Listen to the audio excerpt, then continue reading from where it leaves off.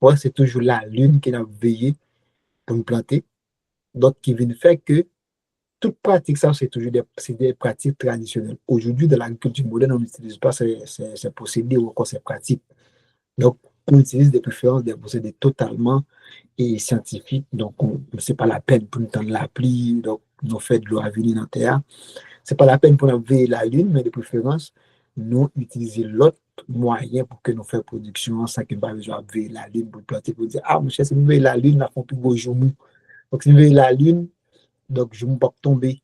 Donc, si nous veillons la lune, donc, coco y a donné. Donc, ça, c'est pas traditionnel, mais c'est ça que nous toujours dit en Haïti. En plus, c'est que la main-d'œuvre, au niveau de l'économie haïtienne, au niveau de la production agricole haïtienne, c'est que c'est une main-d'œuvre familiale. Pourquoi? Parce que mon travail dans le jardin, c'est soit les mettre ou bien c'est petite mettre jardin, ou bien c'est famille mettre jardin, généralement. Sinon, nous faisons combit dans quartier pour nous planter bien, pour nous planter produit. Et de plus, c'est que le système de culture, c'est un système de culture associé. Ça veut dire quoi? Nous te ça dans le cours économie agricole là, c'est que en culture qui est associée, c'est sous on le pain de terre, donc ils mettaient plusieurs espèces en même temps. Par exemple, sur le même petit calcaire en même temps, nous plantons maïs, nous plantons maïs, nous plantons pois là-dedans, nous plantons patates là-dedans, presque en même temps. Donc là, c'est une culture associée parce qu'il y a plusieurs cultures sur un même sol ou encore sur un même lopin de terre en quelque sorte. Mais tant que dans le grand pays, il n'y a pas fait une culture associée, mais de préférence une culture qui est beaucoup plus simple en quelque sorte. Et puis, c'est que les dominations d'exploitation agricole, eux-mêmes, c'est généralement jardin. Donc, tu vois, dans quoi économie agricole, il y a trois et domination agricole, il y a ferme, il y a plantation, il y a jardin. Donc, jardin, c'est ça qui fait sous petit caltech pipiti. Depuis l'espace qu'elle fait là, il y a moins que 3 hectares de terre, là, il y a un jardin, il va dans la même plantation. OK? Donc, plantation, c'est, c'est, c'est en moyenne 5 hectares de terre. Si vous parlez de ferme agricole, c'est plus que 5 hectares de terre, ou comme au moins 5 hectares de terre. Maintenant, qu'on y a, c'est que nous t'ai montré données, nous t'ai ouais ça tournant quoi avant, c'est que je dis, s'il n'a pas de production agricole haïtienne, c'est que son production qui est vraiment faible en termes d'apport au PIB. Pourquoi? Parce que son apport est moins que 20%. Donc, d'après dernière données disponible, c'est à peu près 17%. Donc, nous avons dans le cadre quoi avant. Donc, et c'est ce secteur qui est moins faible là. Et dans des voies qui nous dans le calcul, nous avons que c'est ce secteur qui est moins faible, qui plus faible de défense. Qui plus faible là, ça veut dire qui est moins important. Pourquoi pas? Parce que les contribuer moins par rapport avec tout l'autre secteur d'activité. Pourtant, le grand paradoxe dans tout ça, c'est parce que c'est le plus grand paradoxe dans tout ça, c'est que ce secteur-là, c'est le secteur qui a plus de monde qui a vivre de lui. Pourquoi? Parce que c'est activité au niveau des zones rurales qui est plus répandue. Et dans les zones rurales, il y a pile monde qui a vu là-dedans. Donc, et pourtant, le secteur est en déclin. Ça, c'est un paradoxe total. Donc, d'après les données, c'est qu'en 2023, et les données montrent que le secteur agricole représente 17% du PIB. Donc, c'est que faible production c'est par rapport à une faible production de ces différentes branches. Ça veut dire qu'une pour l'agriculture, qu'une pour la sylviculture, une pour l'élevage et pêche, c'est que leur contribution, c'est pas trop élevé et par rapport à avant. Et puis, c'est que production, ça y est, pour même année, ça n'a pas de 2023, c'est que ils ont baissé à peu près de 6,5%. Donc, une forte baisse de ces activités agricoles qui viennent rendre que le secteur agricole n'a pas contribué assez au niveau du PIB. Donc, c'est pas avec une théorie déjà, donc on est passé sous. Donc, ici, là, et ce graphique, il traduit évolution, participation, bien part, production agricole là, dans le PIB. Donc, par exemple, ici, si vous regardez, donc, vous voyez, l'allure, c'est une allure négative. Ça veut dire la production agricole, lui-même, lui, continue à baisser par rapport avec participation dans le PIB.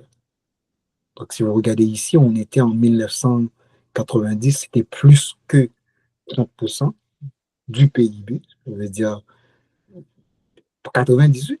Ah, c'est dit récemment, là. 90. Récemment. Donc, là, c'est la démocratie. C'est plus que 30%. Si vous regardez aujourd'hui, c'est moins que 20%.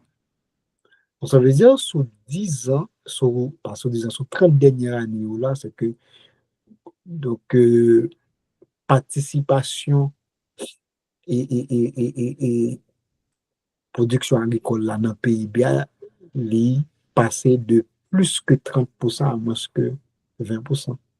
C'est une catastrophe. Pourtant, sous remonté en 1990, vous avez regardé la population haïtienne, non? OK? Si vous regardé la population haïtienne, en 90, peut-être c'était moins que 10 millions de monde. Et je dis, on est à 12,5 millions de monde. Pourtant, la production baisse. Et c'est ça le plus grand paradoxe, hein, comme économiste. C'est ça la lecture. Une production qui est en situation de déclin et une population qui est en situation de croissance. C'est le grand paradoxe. Plus bouche pour manger, moins manger disponible. Donc, c'est la pauvreté. L'économiste dit, ah, pas pour nous dit, non, mais quoi? Donc, ça traduit vraiment, c'est la pauvreté extrême. Pas ça, Charlie. Donc, c'est ça un peu. Et en termes de situation. Oui. OK, guys. Donc, ici, maintenant, qu'est-ce que ça fait que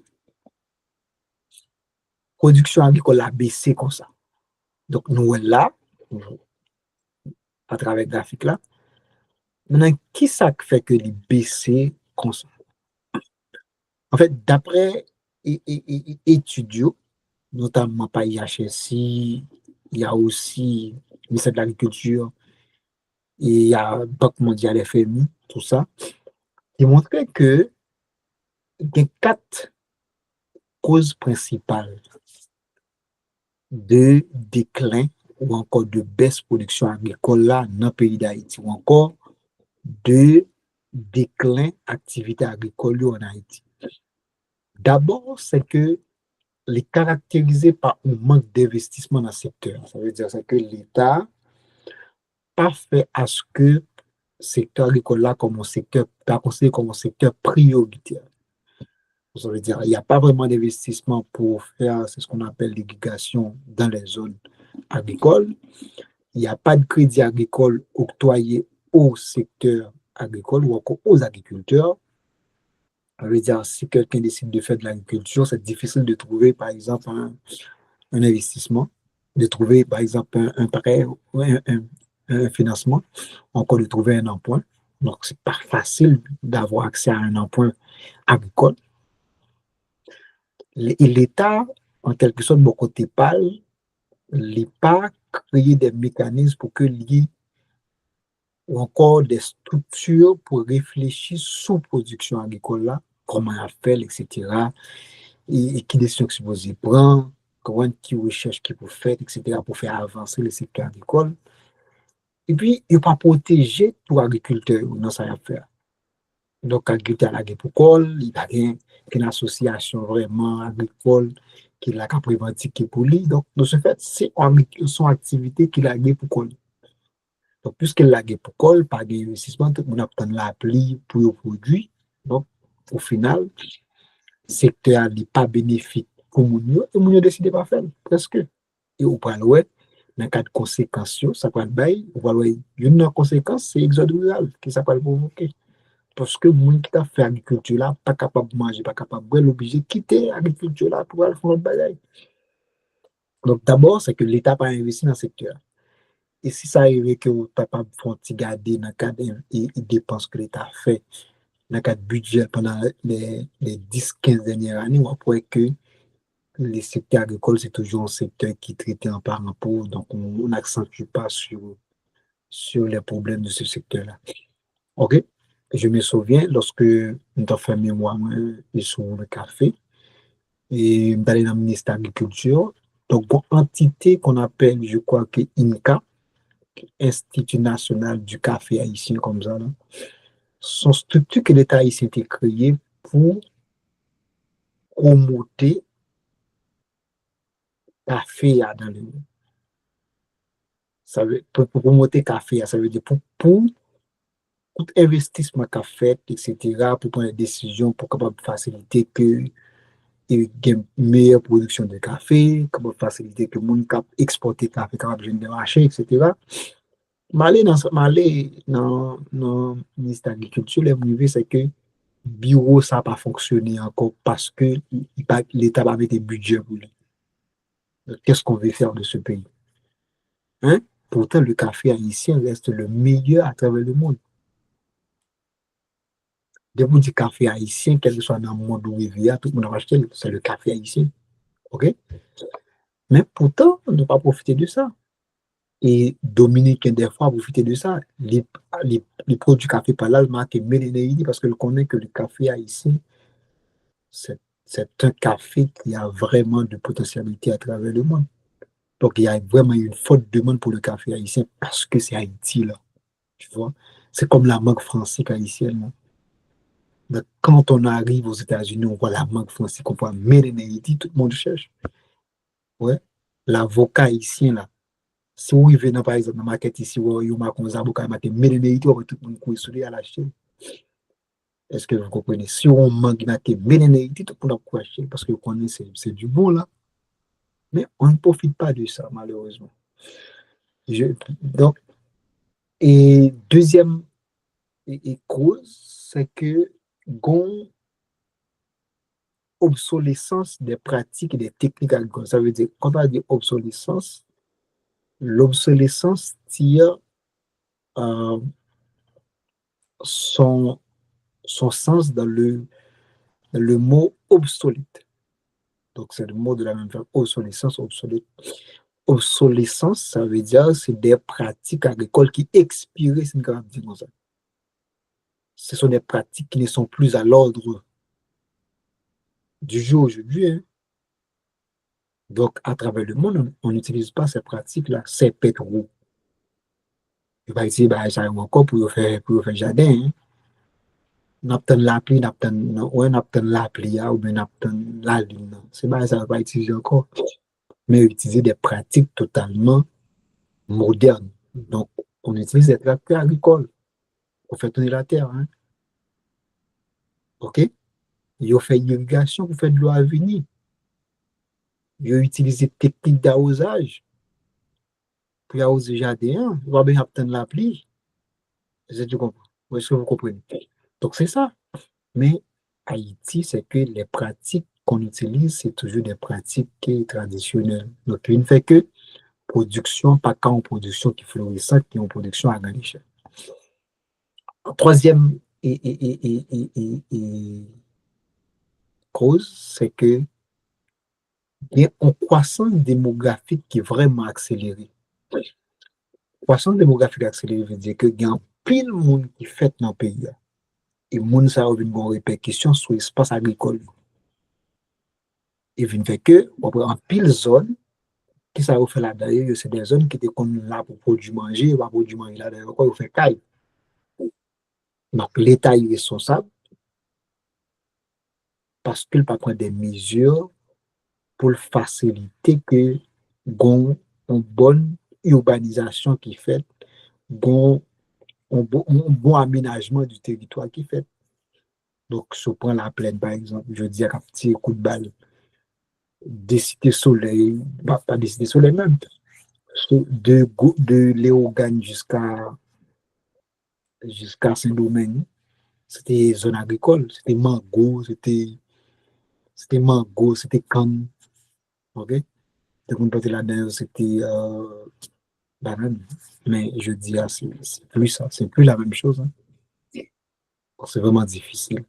Et quatrième plus grand facteur qui expliquait ça, c'est le morcellement des terres. Quand on parle de morcellement, ça veut dire, c'est qui ça? Qu'est-ce qui est capable de m'aider de thème ça? Morcellement des terres. Ça veut dire quoi? Hmm? Qu'est-ce qu'on mot ça là? Vous voyez pas, on dit, vous voyez peu de tomber. Qu'est-ce qu'on a une idée de mot ça? Morcellement des terres.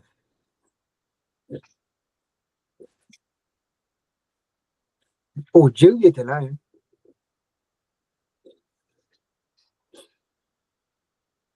Oui, morcellement, Jerry. Bonsoir, Jerry, ça va? Bonsoir, cher maître.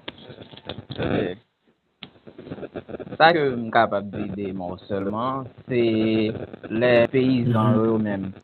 Si par exemple, vous avez un Uh-huh. carreau de terre, vous séparez et puis vous avez chaque monde petit morceau Ouais. par eux, c'est comme ça Et que c'est vous ça, comprenez. oui, exactement. C'est de morcellement des terres, ça veut dire D'accord. c'est que généralement, culture agricole va être sur des grands espaces. C'est plutôt, c'est, c'est plutôt, c'est des espaces, c'est des petits espaces oui. Donc, ça veut dire, j'ai dit tout à l'heure, là, il vient en dehors, il y a quatre familles qui étaient dans une zone, chaque famille, ça te gagne un grand état de terre. Mais on va avoir un grand espace qui te gagne 2, 3, 4 carreaux ou bien 2, 3, 4, 5 hectares, je sais pas, chaque monde a un petit carré. On a chaque petit cas, ça va aller faire petit jardin sur eux, qui vient faire que pas gain de grands espaces de plantation agricole, mais c'est des espaces qui fait de petites plantations, tout ça, comme ça. Donc, c'est ça un peu. Donc, c'est quatre grands facteurs ça, qui expliquent baisse production agricole là pendant 30, 40, 50 dernières années au dans le pays. Mais l'autre facteur toujours, mais là, parce que là, parce que tout son pral dire là, pas en train de ça. Maintenant, Kounia, qui ça le bat en termes de, qui ça vient comme contrainte, Kounia? Donc là, c'est sa cause là. Kounia, qui contrainte qui gagne, qui vient faire que, par exemple, les paysans gourmands pour le faire ici, il fait bah, la machine, mais bah, la pas marcher. D'abord, c'est que, pas oublier que pas confondre contrainte avec cause. Contrainte là, c'est ça qui empêche, cause là, c'est ça qui provoque situation. OK? Donc, on a état, ouais, on a état déprimé, donc une cause qui fait ça. On a qui ça qui est difficile qui faut rendre qu'on pas rétablir qu'on a ça c'est contrainte là. Ça arrive qu'on pas accès à médicaments, on va pas de l'hôpital qui est tout près etc. OK. Mais nous là pas malade, donc malade mais l'hôpital là pour prendre soin. Donc si pas que l'hôpital on a des difficultés pour reprendre nous en quelque sorte. Ah, moi après mon a pédé tomber là par contre est-ce que c'est connexion ou pas. OK. Charles remonté son lot les chariots, connexion chariot pas de bon, chariot monter son l'autre appareil. Chariot plein appareil. Hein. Et, OK, maintenant, d'abord, c'est que chariot, moi, t'as tomber ou les régions sont l'autre appareil. Mais c'est not comme qui tombe, je sais pas là.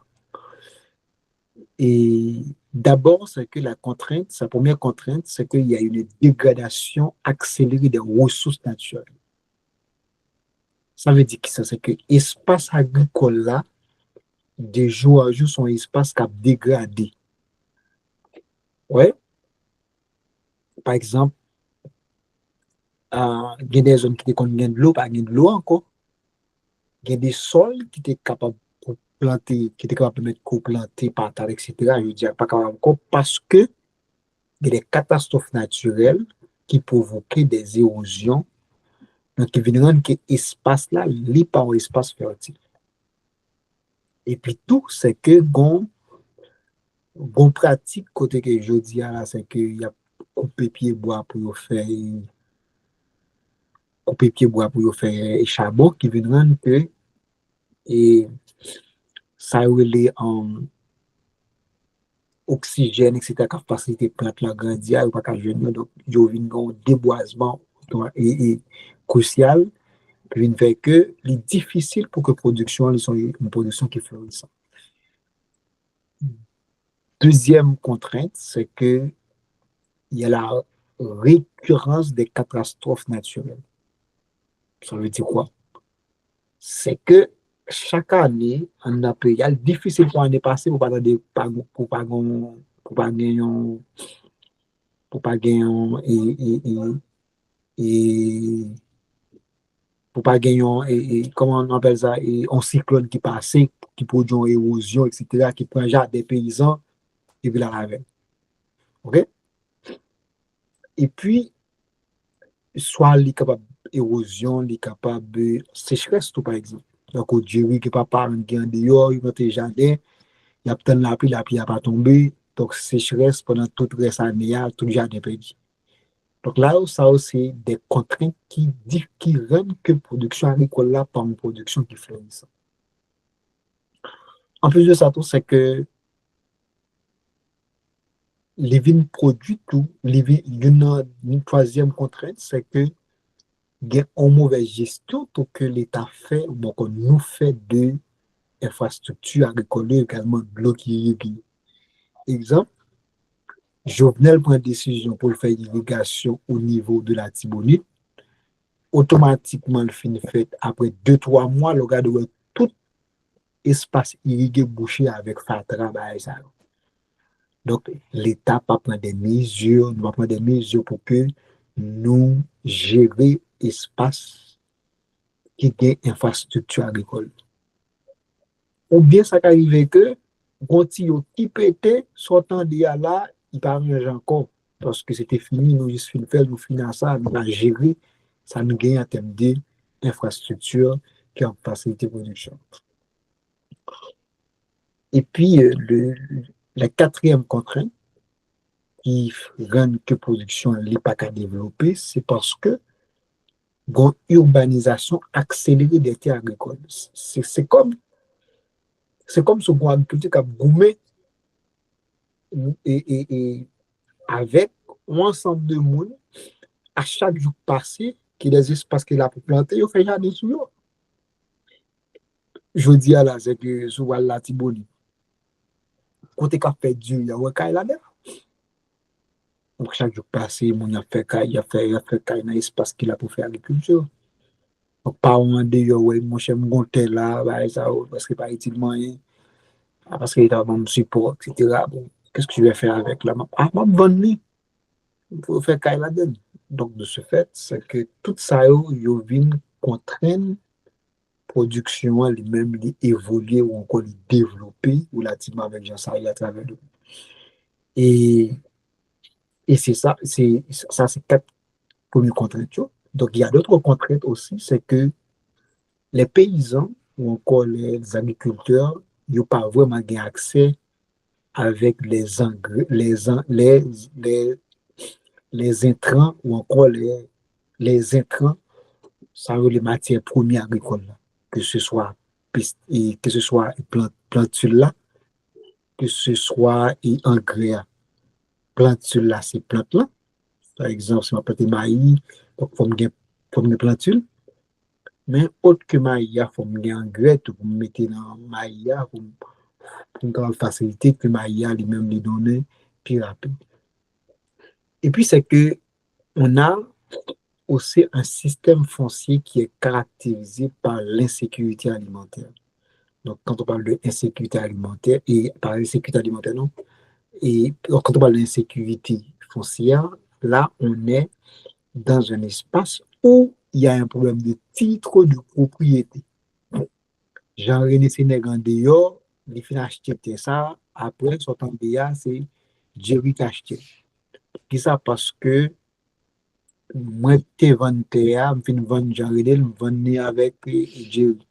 Ou bien ça qui arrive que c'est Jean René qui saute ça fait 10 ans. Et puis, un bon matin, je venu me dit, terre, ça a été papa qui quitté le bout. C'est pas pour Jerry.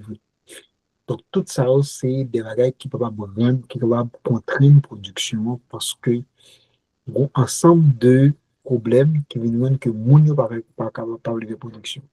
Donc, ouais, un régime foncier caractérisé par la sécurité foncière, petite taille d'exploitation agricole et également il y a des conflits terriens. Ça veut dire des familles qui n'ont problème pour terre, ça a été pas me pour moi, ça, ça c'était familial, etc. De plus, c'est que il y a une faiblesse des investissements dans les sous-secteurs. Par exemple, si on prend chaque sous-secteur, une faiblesse d'investissement. Vraiment d'investissement qui fait dans le secteur. Ça. Alors, tout ça, c'est des contraintes qui empêchent la production d'avancer. Et puis, de plus, c'est qu'il y a une perte des récoltes très élevées à travers le pays. Ça veut dire, papa Dieu qui fait jardin, donc les plantes, ils ont été supposé par exemple, 2 barriques, et puis, pas même faire 20 sacs là-dedans.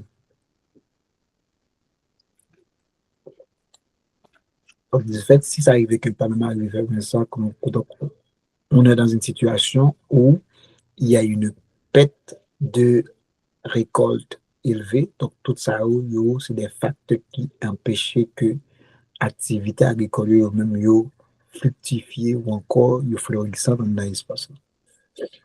Maintenant, rapidement, quelles sont les conséquences de tous ces problèmes-là pour l'économie haïtienne, encore pour la société en général? D'abord, je donne plusieurs conséquences pour vous.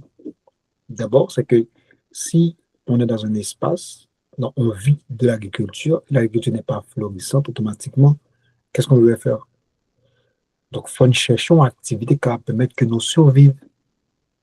Donc, pour nous survivre, on a obligé de quitter l'espace que dès qu'on vit là, pour nous vivre de l'autre côté. Et c'est ça, l'exode rural. Donc, les gens, ou encore les agriculteurs, vont laisser l'espace agricole, l'espace rural pour s'installer dans les espaces urbains. Et là, on parle d'exode rural. Donc, en cas d'exode rural, donc, les traduits, c'est une personne qui a décidé de laisser l'espace rural pour s'installer dans un espace urbain ou encore au niveau de la ville. Donc, ça, c'est première conséquence. J'ai vivre de jardin pas cabane encore, normal, la quitter en dehors pour la vivre de l'autre côté. Et en dehors, soit en ville, ou bien dans le bâtiment, d'aller à l'extérieur, on va le Chili, Brésil, tout ça. Et deuxième conséquence, et moi, et Merlin pas carré dans les mêmes noms, et Merlin pas un Merlin dans les. Deuxième conséquence, c'est que c'est la bidonvillisation. La bidonvillisation, c'est l'explosion démographique au niveau de l'espace urbain. C'est la bidonvillisation. Et il marchait avec sa religion, une construction anarchique dans les zones. Ça, c'est la bidonvillisation. Donc, il y a une forte quantité de personnes qui vivent au niveau de l'espace et également les constructions se font de manière anarchique en quelque sorte. C'est la deuxième conséquence. Ici, la troisième, c'est l'émigration. Comme je viens de le dire et en expliquant le mot exode rural, c'est que l'émigration ici, donc puisque là, on vivait par exemple d'une activité, donc l'activité n'est plus florissante, on n'est plus bénéfique, donc là, automatiquement, je vais laisser la zone pour m'installer dans une autre zone.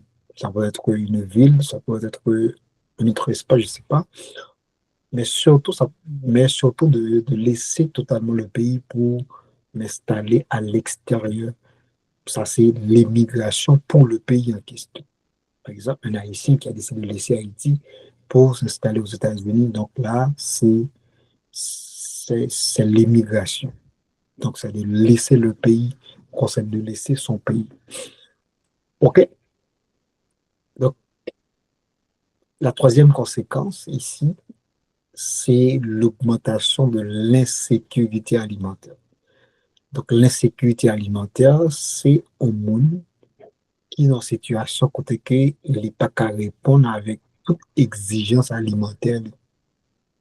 Par exemple, pour manger pour prendre 20 calories par semaine, pour prendre 20 calories par jour, donc il n'est pas qu'à prendre 20 calories. Là, on parle de l'insécurité alimentaire. Pourquoi? Parce que vous pas atteindre seuil relative à l'alimentation.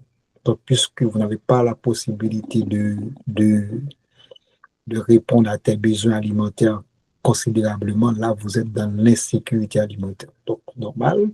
Pourquoi? Parce qu'on vivait surtout de l'agriculture et l'agriculture n'est pas florissante. Donc, nous n'avons pas accès automatiquement à la production agricole en quelque sorte. Et puis, la cinquième conséquence, c'est le développement des petits commerces informels. Ça veut dire, bon, puisque l'agriculture n'est plus florissante, donc n'est plus bénéfique pour les familles, donc ils vont laisser l'activité agricole pour faire une autre activité. Notamment, c'est le commerce. Et quel commerce? C'est le commerce des produits importés et de façon informelle. Donc, ça veut dire prendre igloo, vendre de l'eau, vendre des glacés, etc. Ou bien ça qui arrive que c'est acheter une moto, ouais, faire taxi, tout ça, c'est puisque tout le monde sait qu'on a de l'agriculture, n'est pas capable de vivre encore, il est obligé de faire activité pour substituer l'activité agricole là. Et généralement, c'est promesse des produits importés. Donc, puisque bon, on n'a pas produit presque assez. Donc, on est obligé de faire le commerce des produits importés. De plus, c'est qu'il y a la perte du revenu agricole. Donc, normal, tu es comme bon monde, tu es comme vivre de l'agriculture. Donc, en termes de revenus, tu as un revenu agricole qui est extrêmement élevé. Donc, pas d'activité agricole encore. En termes de répartition de richesse, répartition de revenus, c'est que le revenu agricole est faible. Oui, oui, Pablo, ta main, tu as levé la main.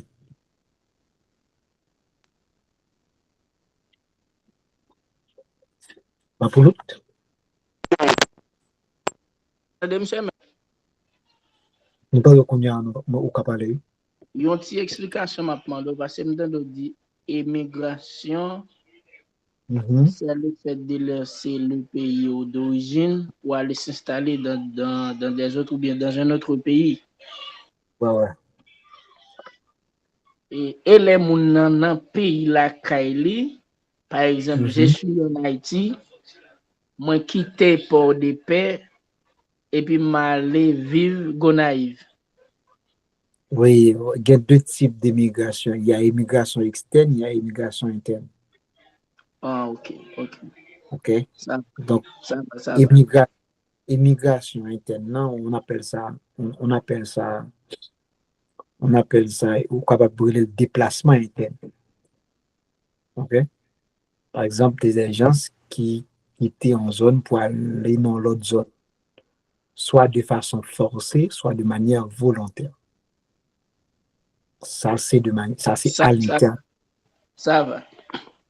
Ça, c'est à l'interne. Mais le concept immigration, surtout, ou encore le concept migratoire, il est plus utilisé dans le contexte international. OK? Mais de toute façon, on va toujours dire on sorte de migration, mais son migration interne. OK, c'est bon? Pas oublier que le concept, c'est le concept principal, c'est le concept migratoire, migration. Donc, dans migration, la migration traduit, c'est ce qu'on appelle le mouvement mécanique de la population. Donc, en géographie économique, on parle de ça. C'est ce qu'on appelle le mouvement mécanique de la population. Donc, un mouvement mécanique, c'est que c'est le fait que l'individu a quitté un pays pour aller dans l'autre pays. Ou encore, il quitte une zone pour aller dans l'autre zone. On appelle ça migration. Maintenant, qu'on y a, c'est que si ça arrive que ce pays ou laissé, il y a de sa émigration, si son pays vient installer là-dedans, on appelle ça immigration. Ça fait par exemple, si aux États-Unis, par exemple, on parle de les immigrants. Les immigrants, c'est les nouveaux venus. OK? C'est des gens qui viennent s'installer dans notre pays. OK? Mais cependant, les émigrés d'un pays, c'est les gens qui quittent le pays. OK? Les Haïtiens qui vivent aux États-Unis sont des émigrés d'Haïti, mais des immigrants de la République de la Dominicaine ou encore des États-Unis. C'est bon. Mais si ça arrive, ça fait à l'interne, il n'y a pas de déplacement interne, pas d'immigration interne, mais thème migration pour s'utiliser dans le contexte international. Donc, pour éviter de faire cacophonie ou encore ça ou comment dire ça, en fait, éviter créer des confusions, donc on utilise le mot déplacement interne. OK? C'est bon et pas plus. Charlie, la main de Charlie est dans l'air aussi. Oui. Charlie. La même contexte. Dans le même contexte, ça pose des questions par là. Et là, c'est différent entre émigration interne et externe.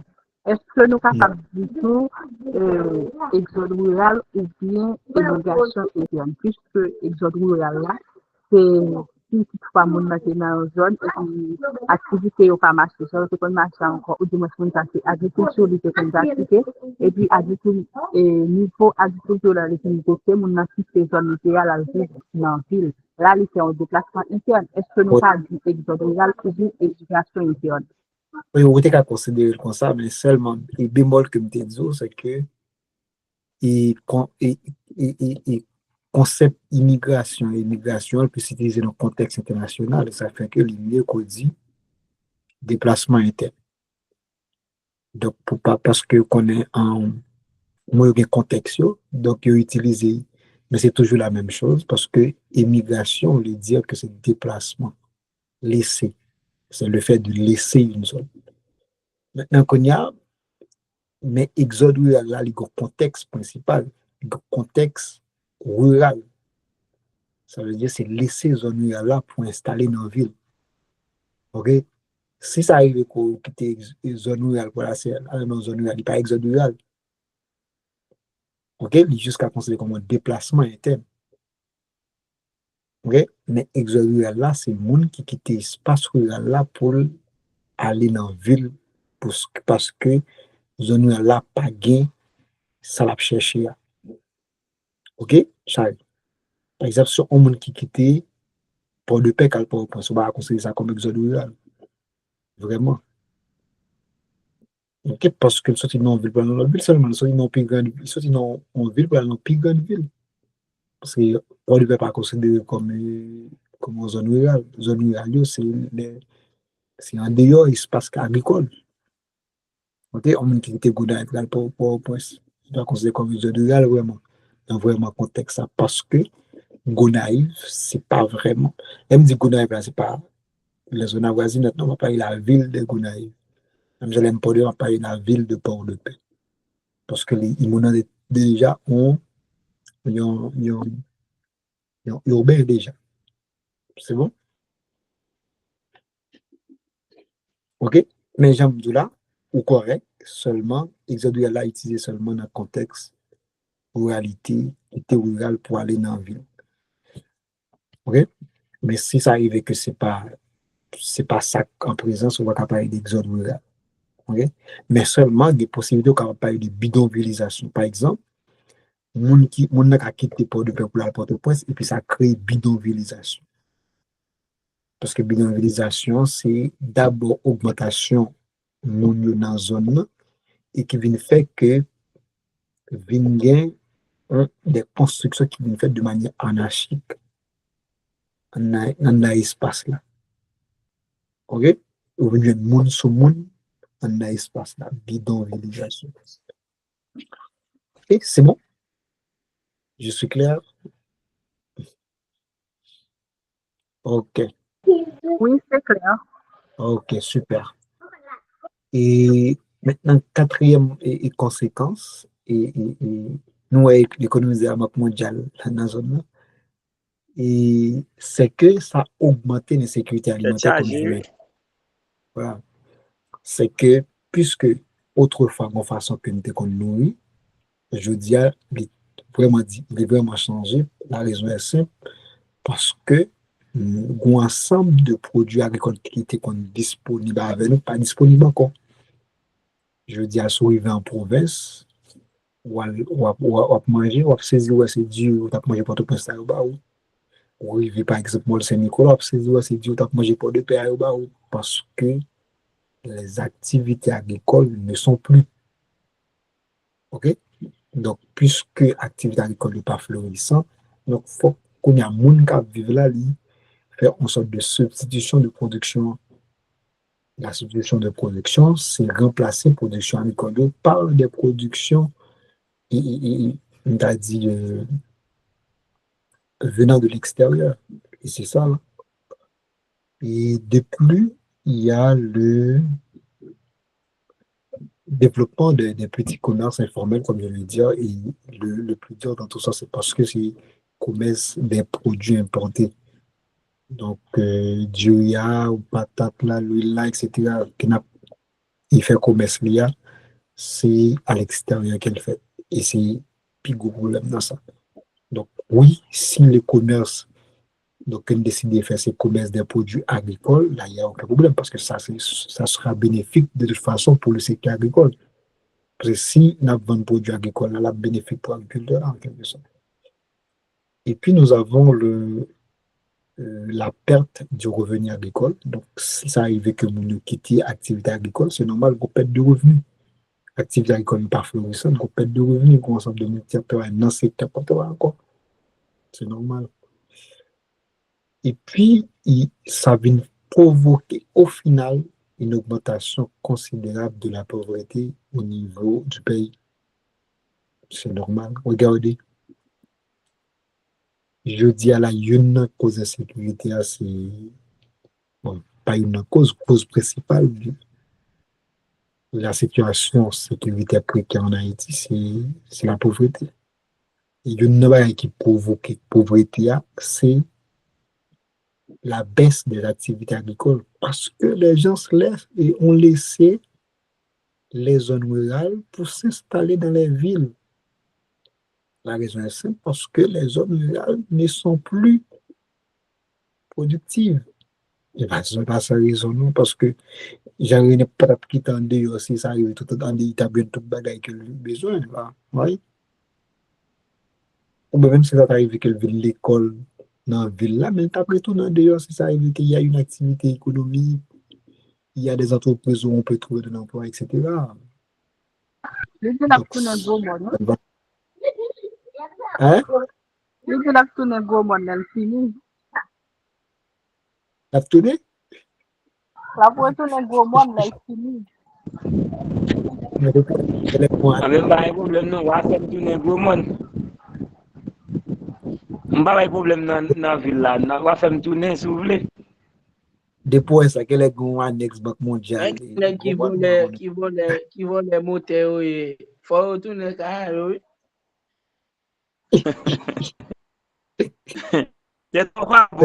Tellement. Non seulement l'autre. C'est pas bon. Chemet. Peut-être pas pour l'autre, pas bon parce qu'on est. Je rappelle, mais c'est même ça pour expliquer, ça veut dire économie pas quoi. C'est-à-dire que Jean Rabel lui-même, il était connu de Timoun yo, tant coup pour sauver l'autre yo. Même Jean-Ronald même, il connaît n'importe quoi à côté de vote, il voit des veilles, il connaît ça déjà. pas qu'à la gueule comme ça, pas faire ça. Ok, Non, guys. van yo te van mise met la, yo te van mise. Mwen mi yo m'force m'vini. Se kon ya m'vin baka pase, mais mwen zi mwen rete m'lanet, mais mwen te pourtant de. En tout cas, papa, et l'autre tournée, on va envoyer deux mangots français pour moi. Regardez. Non, ba un problème met la. Lo vini m'a bon mango français pour manger. Ok, thank you. Ok, Et donc, de ce fait, c'est ça en termes de conséquences. Donc, on est capable de lire dans des documents, on est capable de le bail toujours, mais généralement, c'est ça en termes de conséquences. Donc, ça traduit clair en tant qu'économiste, c'est que baisse production agricole là bien en conséquence grave sur la population, mais sur le pays en général. J'aime te dire, il y a une cause insécurité. C'est parce que la production agricole a baissé, bon, ensemble, mais qui est zam nan men aujourd'hui, c'est parce que c'est un dehors qu'on a vu. Il va jamais de bonne place. C'est tout qui se Jérémy au cas et tout ça là. Et puis, maintenant, quoique la production agricole est en déclin ou encore est en faiblesse, mais le secteur agricole reste un secteur, je peux dire, un secteur important, un secteur locomotif qui pourrait être, bien sûr, faciliter le développement d'autres secteurs comme le secteur industriel ou encore le secteur tertiaire. Pourquoi? Parce que d'abord, il y a plus de 50% des gens qui vivent de l'agriculture, mais qui habitent au niveau des zones rurales. Et ça, c'est déjà un atout. Et de plus, c'est que les Haïtiens ont une préférence pour les produits agricoles haïtiens. Donc, c'est une autre préférence en quelque sorte. Et donc, on dit, malgré la mauvaise situation du secteur agricole haïtien, il a des atouts tels que, d'abord, c'est que c'est un secteur qui pourrait favoriser la création d'opportunités d'emploi en milieu rural pour freiner l'exode rural. Donc, comme je viens de le dire, on a laissé les zones rurales, on laisse la zone rurale parce que les activités agricoles ne sont plus florissantes. Donc là, il faut trouver une activité qui nous permettra de subvenir subvenir à nos besoins, par exemple. Donc, dans ce cas, il faut laisser la zone pour s'installer dans une autre zone. Deuxième atout, c'est que le secteur pourrait favoriser une augmentation de devises qui rentrent dans le pays, notamment à travers les exportations à l'extérieur. Donc, si on prend l'exploitation d'Haïti comme la langue française, le cacao, le café, etc., comme je viens de le dire, c'est que tous ces produits-là représentent des produits, en fait, donc font partie des meilleurs produits commercialisés à travers le monde. Le café haïtien, c'est l'un des meilleurs, pourquoi pas le meilleur à travers le monde en termes de goût. Si on prend la marque française, c'est une particularité haïtienne. Donc, ils ont même fait étude, c'est qu'à travers le monde, pas aucun pays qui est arrivé capable de produire qualité marque française que le produit haïtien, surtout ça produit gourmand. Donc, ça veut dire que c'est une particularité haïtienne, c'est vraiment une opportunité qu'on pourrait bien sûr exploiter si on veut bien sûr.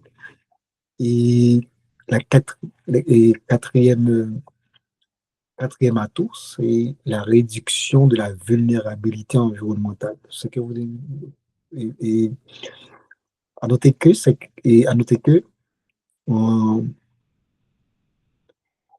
question économie verte, question développement durable. D'abord, il y a un pilier, c'est l'environnement. OK? C'est l'environnement. Et maintenant, il y a un moyen qui va permettre que ou rendre que l'environnement intéressant, c'est une production agricole qui est aussi florissante. Donc, si on prend le café, c'est un produit pour faire on fait reboisement parce que lui-même, pour le produit, c'est en bas petit bois pour le produit. Donc, ça va prendre des petits bois, etc. Donc, pas de gain en production du café. Produire le café, c'est parallèlement faire le boisement. Donc, c'est ça en termes d'atout pour le secteur agricole. Est-ce que vous avez des questions? Il est 30. Je ne sais pas si j'ai l'opportunité d'introduire l'autre chapitre. Est-ce que vous avez des questions par rapport à cela? Si vous avez des questions, non? Pas de questions. Il reste 30 minutes. Il n'y en a pas? C'est correct? Ok, si c'est correct, donc reste là, c'est pour nous lire. Bon, après, on va tourner sur quelques bagages qui ont des exercices, mais on avance. On passe avec le leader, Eldar. Monsieur mec, Allez. Ouais. oui, s'il vous plaît, ou êtes capable de voir document pour nous capables de joindre, parce que parfois, je ne pas non. Vous voyez ça déjà, oui, ou qu'on pas gagner. Qu'est-ce qui va gagner? Mais souvent, déjà, je un problème même pour me gagner, non? Pas pour l'autre charge, est-ce que la société? La société répond non. Donc, nous partageons sur le déjà. Elle est dépôt ça, j'ai eu de bons ménages. Mais c'est pas jamais ce groupe-là parler des documents. J'ai arrêté qu'elle est dans le ménage, je vais vous ça pour nous après, mais après trop dit parce que nous, on a 28 minutes devant là. C'est pas de temps, mais pour survenir. Moi, nous étions chapitre encore là, nous étions n'importe quoi chapitre encore là pour nous, et un peu. Surtout, on allait, ma fille, on allait, let's go. Pendant vous parlez de l'économie verte là, moi t'as aimé que vous faites une différence entre économie verte avec économie bleue et dans quel contexte vous pouvez utiliser deux mots ça. Économie verte, économie bleue. Oui, ok, je vais l'expliquer. Regardez quoi ce thème, on va parler.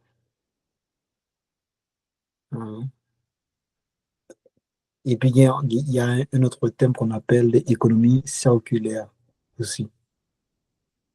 Donc, on thème ça, guys. Économie circulaire.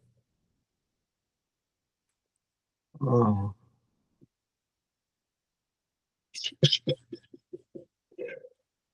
Qui est-ce qui dit ma bouche? Jerry, là? Jerry? Oui.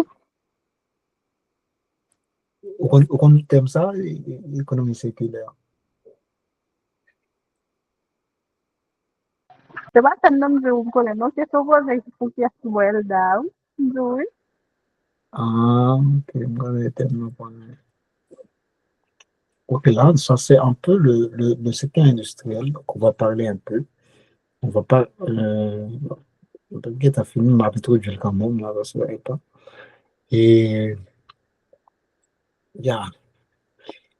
en fait, l'économie verte, c'est une économie accentuée sur l'environnement. Ça veut dire, oui, on va produire un ensemble de biens et de services, mais cependant, on va faire à ce que nous, en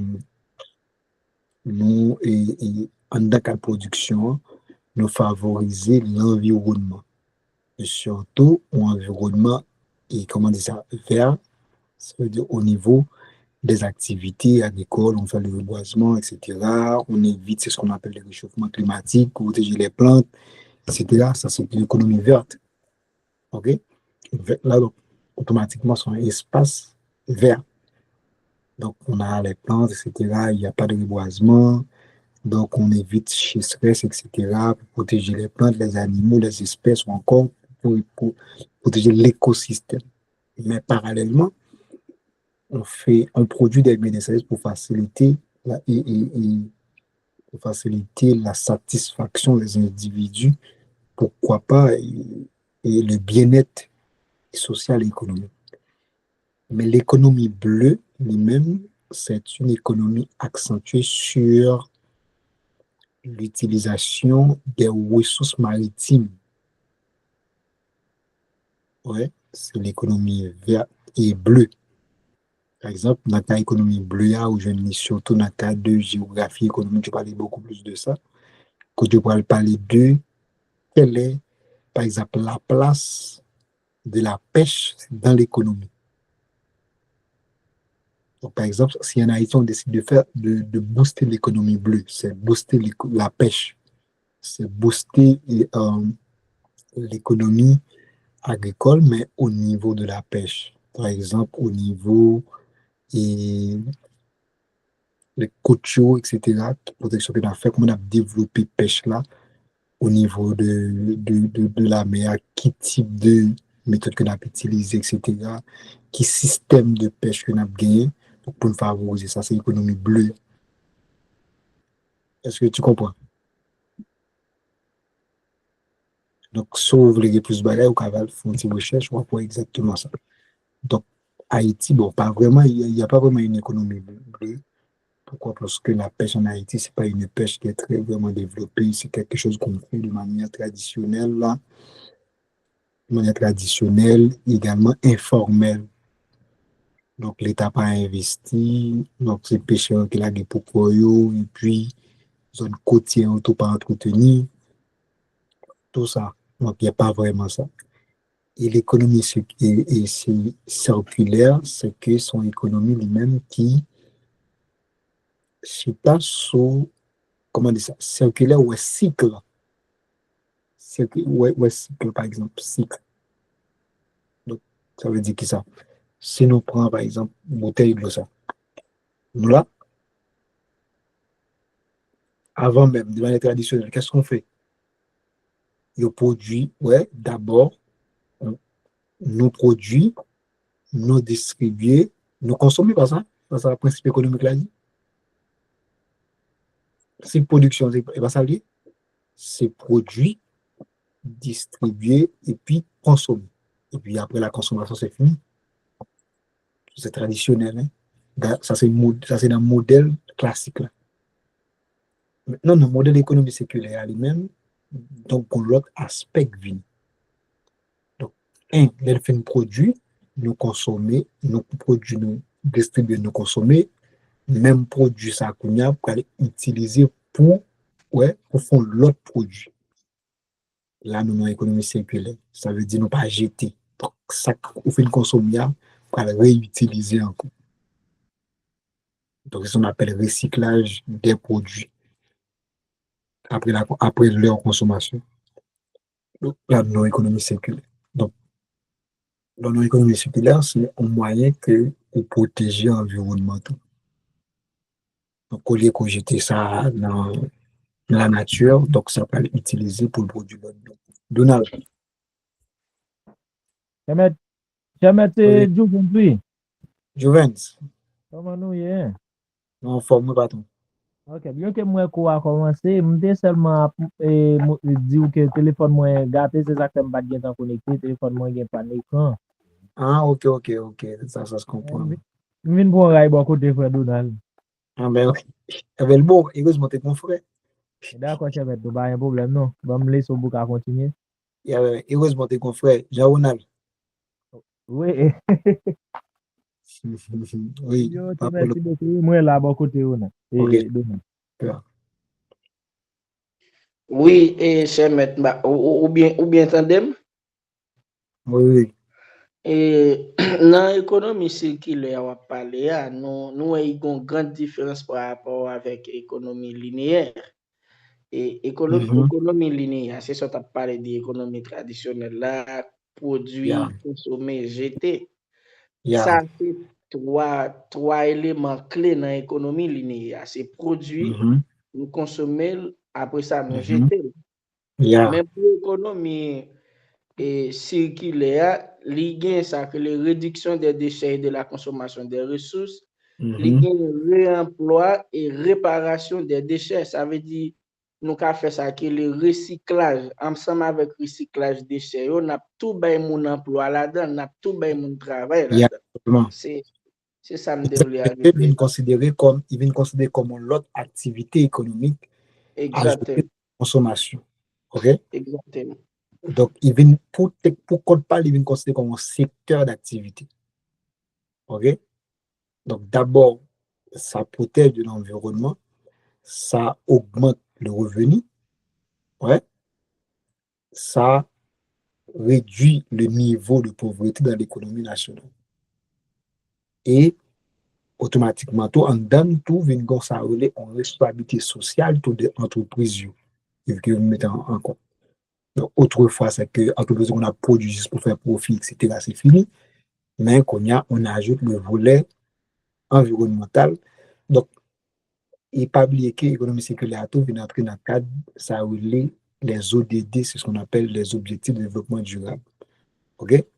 Donc, je dis, on ne pas juste produire, consommer, juste produire, distribuer, consommer, puis après, c'est jeter, mais donc, une grande secteur d'activité qui vient ajouter, je ne sais pas pour le sujet d'ailleurs, qui est le recyclage. C'est bon. C'est comme si au final, le produit va jeter encore, va jeter. Okay? Même ça que GTA vient utiliser encore, vient réutiliser encore. C'est bon. Et en fait, ici, ça, c'est le secteur. Ah, ok. On te gonflé tout.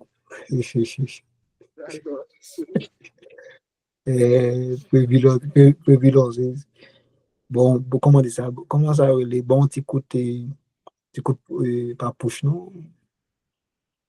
Ah, ça passe, va oublier mon cœur là. Bon, une possibilité tout, ouais. Maintenant, le secteur industriel haïtien, là, c'est notre secteur d'activité. Donc, on est dans le secteur agricole. Donc, là, on est dans le produit. Surtout, dans Haïti, on produit. Yeah, d'accord, bon, voilà, on est libre, c'est ça. Hein? On est libre. Bon, pas mal. Donc, ici, des produits plus ou moins naturels qui sont faits surtout à partir des ressources naturelles.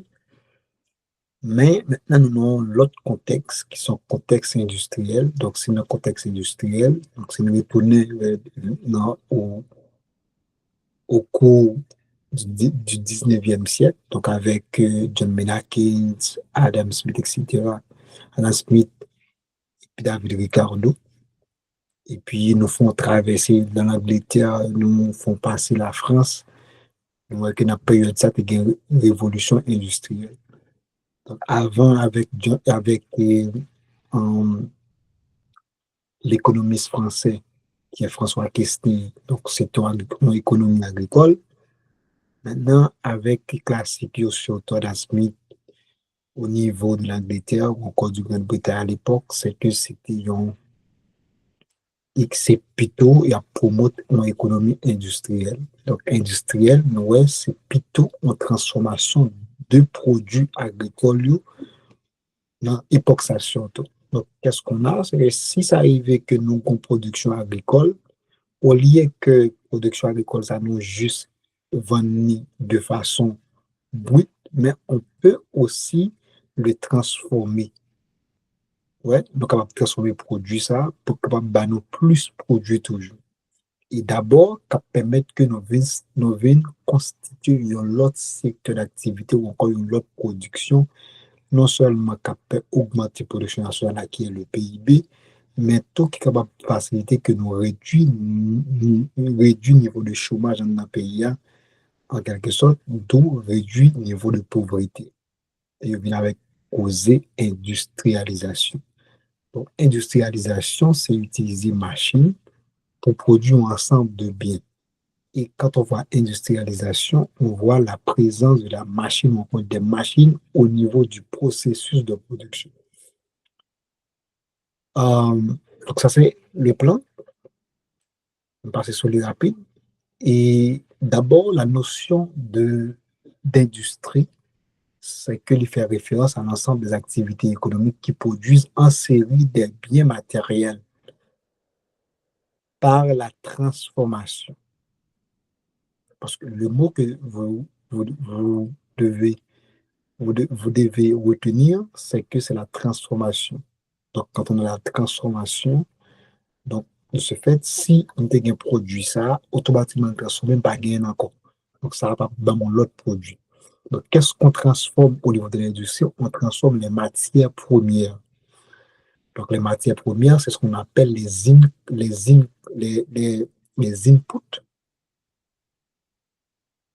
C'est les matières premières. C'est ce qu'on appelle les produits bruts ou encore des matières ayant déjà subi une ou plusieurs transformations. Ça veut dire, au niveau de l'industrie, on ne transforme pas seulement des matières premières totalement et brutes, mais on transforme aussi des matières premières qui ont été déjà transformées. De ce fait, ça, là, on va parler de produits semi-finis. Donc, ça, il me fait ça pour t'expliquer dans le cadre de cours passé, c'est que on est capable de transformer un produit qui transformé déjà. Là, ça me parle d'un produit semi-fini. Mais non, par exemple, quelqu'un qui décide de faire euh,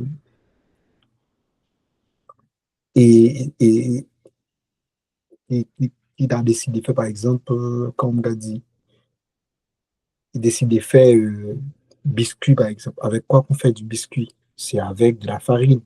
Donc, la farine, c'est pas vraiment une matière première brute, mais c'est une matière première semi-finie.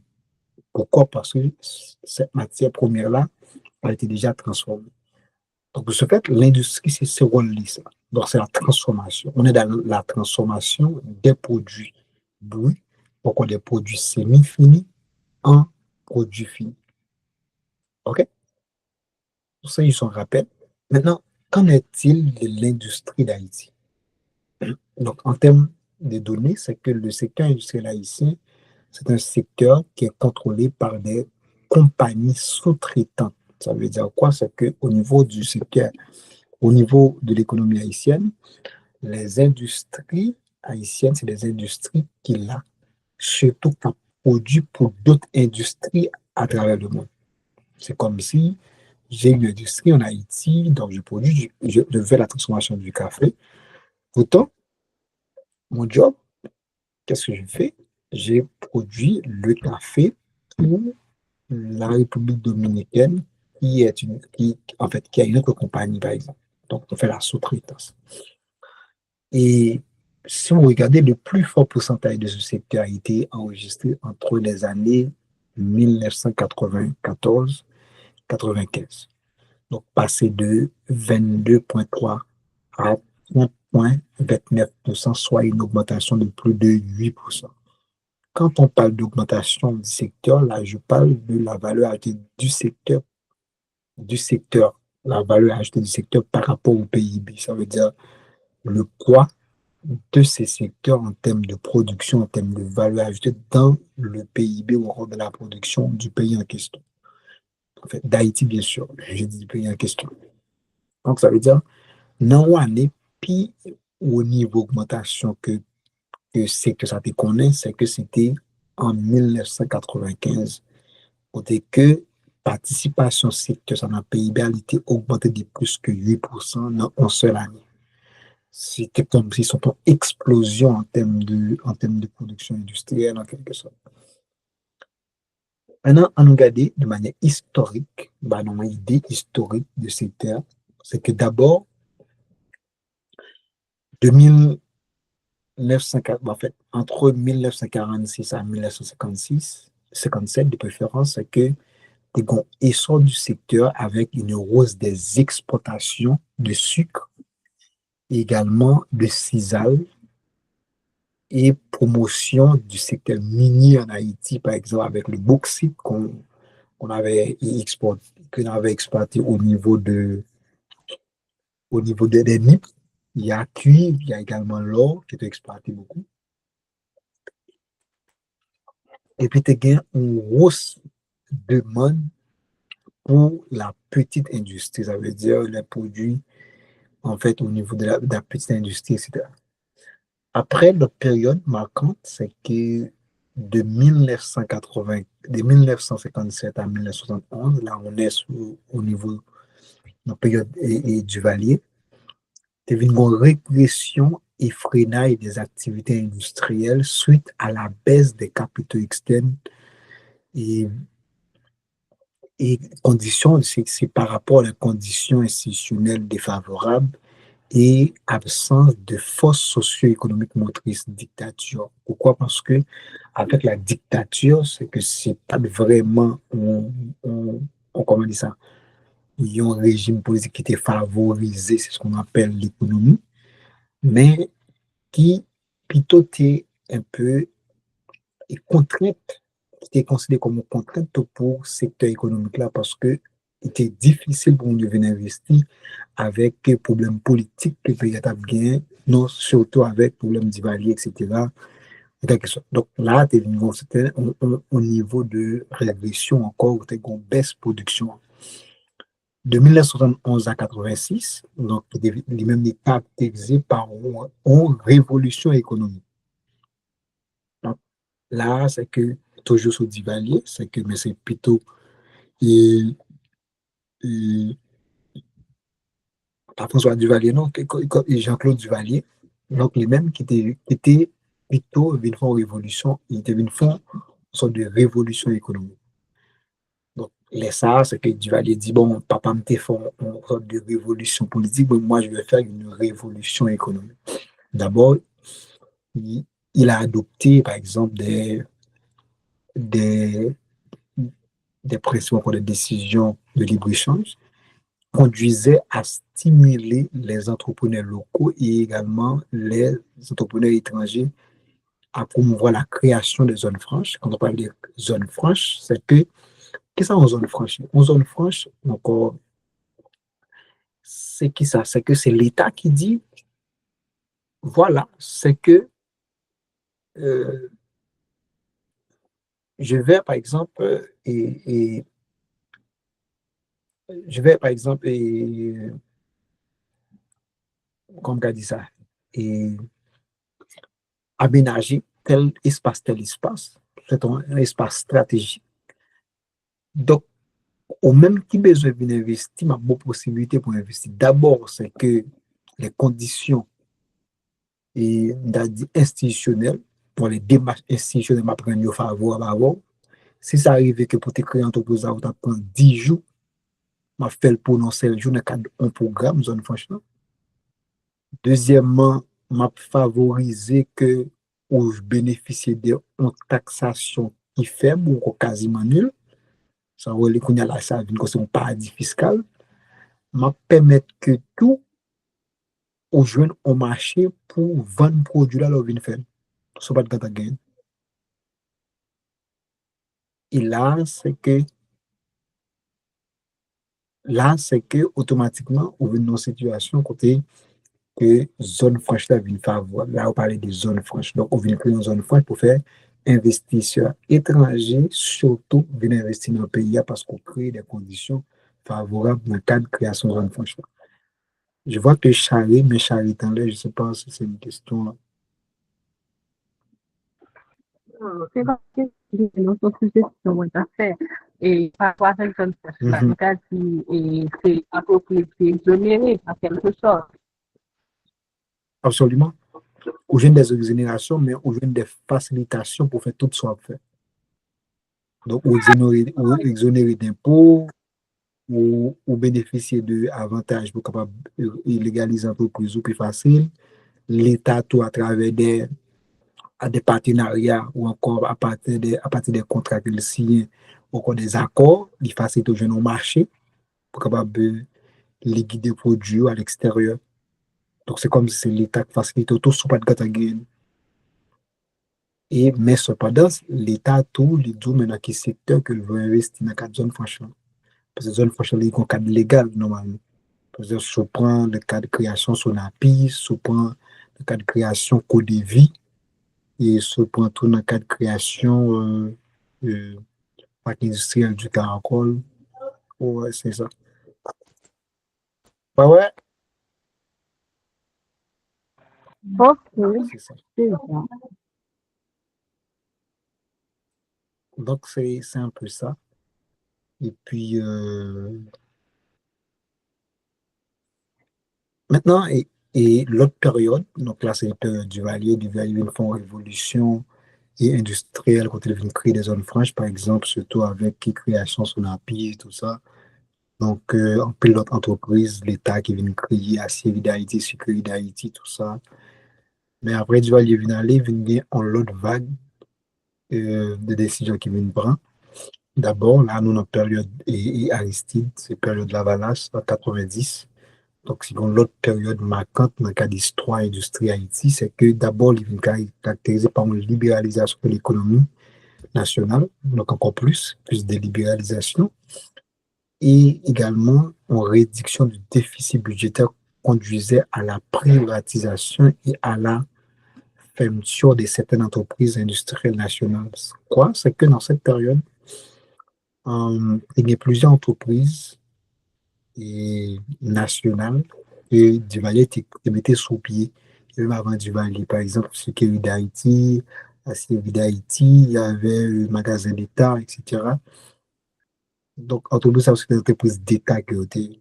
Mais entreprise, ça, c'est qu'il n'y a pas vraiment rentable pour l'État. Donc, le fait que l'État fait déficit budgétaire. Et dans le cadre de politique que Banque mondiale et FMI mettaient sous pied à travers le monde, surtout pour les pays sous-développés, il devient que les pays sous-développés ont pris là-dedans surendettés. Surendetté veut dire c'est que ou une dette qui est vraiment élevée par rapport avec ce gagné comme capacité de production. OK? Donc, je dis, on va mettre un programme sur B. Le programme, c'est un programme de PPTE. C'est un programme pays très endetté. Et quel était l'objectif de ce programme? C'était de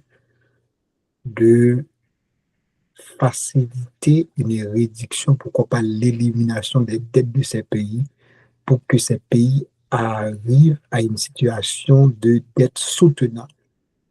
Donc la soutenabilité renvoie à la capacité d'un pays à rembourser ses emprunts auprès de ses créanciers. Donc par rapport à sa capacité, bien sûr. Donc si je touche 500 gouttes, donc je dois 10 gouttes, là, son dette qui est soutenable. Parce que je vais payer. Mais si ça arrive que je touche 500 gouttes, mon dette qui est 60 gouttes, soit 500 gouttes, qui par exemple, a dit 750 gouttes, là, il est insoutenable. Parce que dette là représente plus que 50% de ça m'a rentré.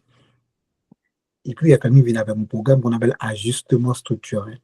Donc, il dit que pays, pour nous bénéficier de ça, voilà, mais telle condition. D'abord, il faut que nous soit privatiser ou bien nous fermer l'entreprise qui permet que nous fassions déficit budgétaire. Deuxièmement, il faut nous libéraliser l'économie. Et comme ça, Aristide vient libéraliser l'économie haïtienne et fermer une bonne entreprise que le pays a gagné. Et ça vient faire que le pays a fermé. En fait, l'entreprise a fermer et vient provoquer un niveau de chômage élevé parce que l'entreprise a aussi des entreprises industrielles qui qu'on employé des milliers de monde. On a des centaines, mais pourquoi pas des milliers là-dedans. Et les gens vont tomber en chômage. Et puisque ils tombent en chômage, donc, par les productions, ça va dans le pays, obligé qu'on a fait appel à l'importation. Et ça, c'est que je viens libéraliser l'économie, du riz étranger vient commencer à rentrer dans le pays, et vient craser la production haïtienne, qui est la production nationale. Donc, ça, c'est des périodes marquantes dans l'histoire industrielle, en quelque sorte. Donc, à partir de ça, donc, pas presque industrie encore, industrie plongée. Depuis période ça, donc, l'industrie haïtienne, c'est une industrie qui est de la question plus textile, café, rad, etc., café, bah, ça. Mais il n'y a pas vraiment une industrie qui est aussi florissante comme ça a été avant dans les années 80, 70-80. Donc, c'est ça. Donc, il est 59. Je ne sais pas si vous avez des questions avant de vous laisser partir. Sinon, la semaine prochaine, on va parler de composants du secteur industriel. On va voir aussi les principales productions industrielles d'Haïti. On va voir aussi les principaux produits industriels d'exportation encore exportés à travers le monde. On va voir aussi les centres industriels haïtiens actuellement. Et on va voir l'autre espace agricole, par exemple, les espaces agricoles haïtiens. Et puis, c'est un peu du ça. Donc, pour la semaine prochaine, et si nous avons tantôt, nous avons tout plongé dans le secteur et tertiaire, en quelque sorte. Donc, c'est bon. Est-ce que vous avez des questions avant de partir?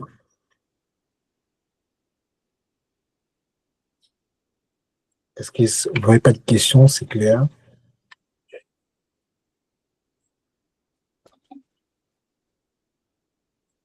Si c'est clair, je vous dis bye bye. Hein? Yes, c'est clair.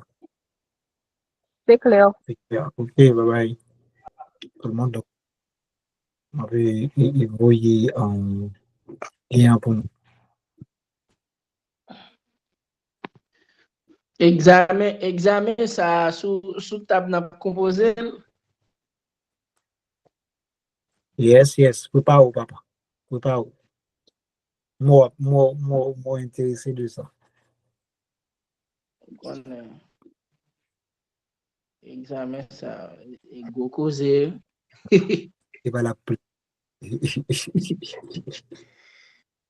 Pablo dit, bon, j'aimerais la mettre la gueule avec une bagaille. Non, gen bagay, j'aimerais lire là, gen bagay.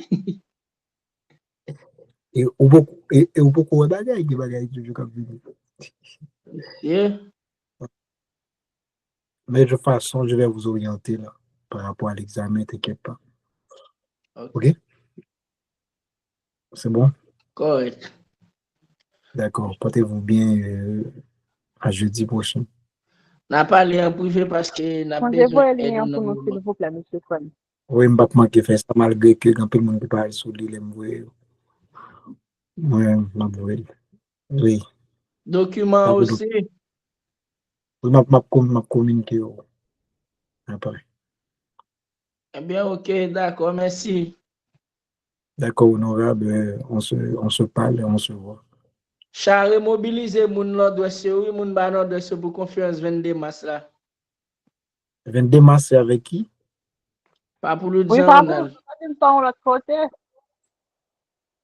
Pas pour l'autre qui est intervenant. Yeah. Non, mais intéressant, hein? Malheureusement, pas là. Si je me dis là, je ne vais même pas là. OK, pas.